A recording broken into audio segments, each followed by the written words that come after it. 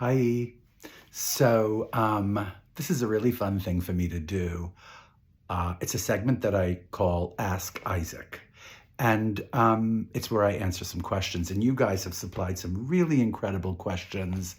And the first one I'm going to answer is from someone called Leslie Kobe. Leslie Kobe. And the question is, what is the first thing you notice about a person?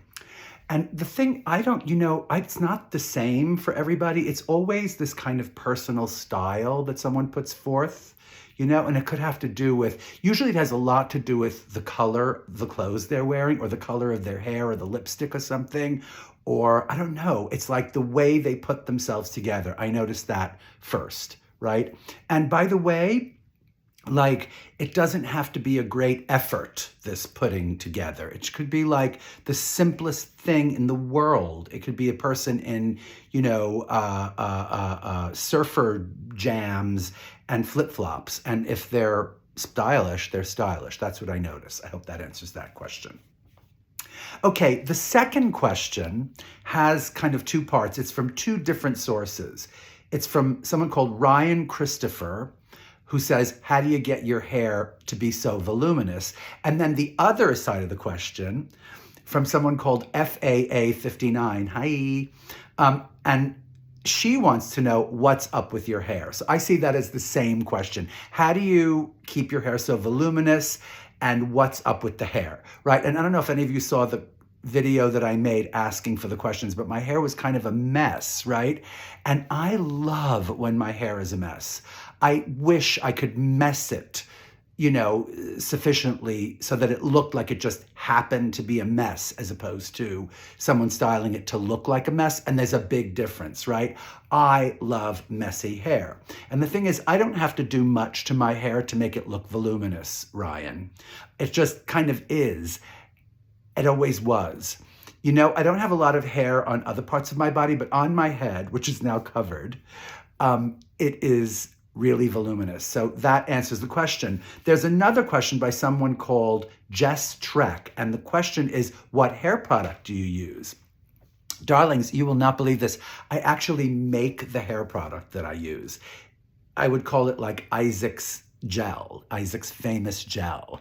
And because the thing is, like, all the hair gels today are too light in weight. Like, my hair is so kind of frizzy, it needs like weight.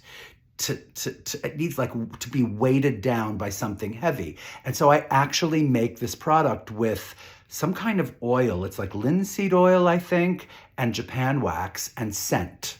Really, I sit over pots and I sort of mix it till it's this consistency, and then I pour it into these molds, and it's this crazy little product, okay? All right. Moving on. Here's the third question. This is from Trevor Ballin. Hi Trevor, is it more challenging to write fiction than memoir? You know what? It's all challenging, and it all either flows or it doesn't. Right now, I'm focusing on writing fiction. I'm actually writing a book, and it's very, very hard. But writing my memoir was hard too. I think this is a little bit more challenging, but it's also a lot more rewarding and more fun to create these different characters and speak in their voices or act in their actual personages, right? So that's my answer to that. Here's another question from D_Yan. Here we go. How does New York City seem now? Better or worse than 10 or 20 years ago? You know what? I love what is happening in New York City right now.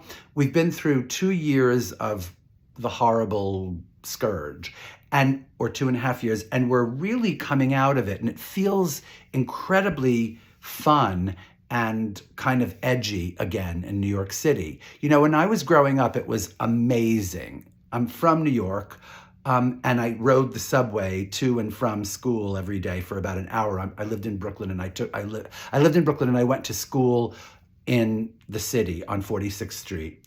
And, the city was crazy in those days. It was squalid. I mean that. And I don't use that word lightly.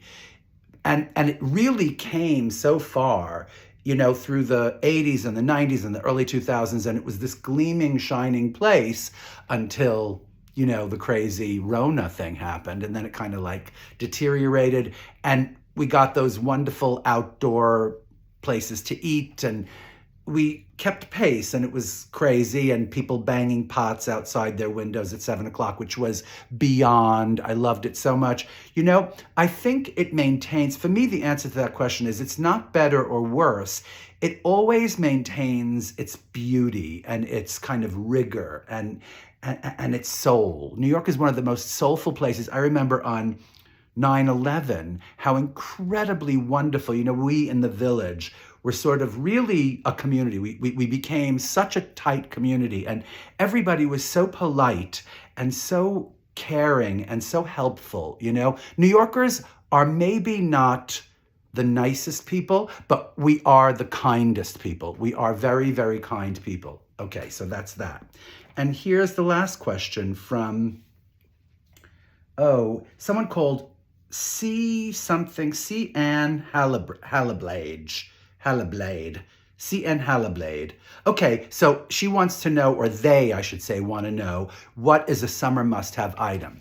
And here's what I think about a summer must-have item. I think everybody needs a good sandal, A good sandal that's kind of versatile. That means like something that's kind of, casually glamorous. Like maybe it has a few jewels on it or something. Okay, so that's my Ask Isaac.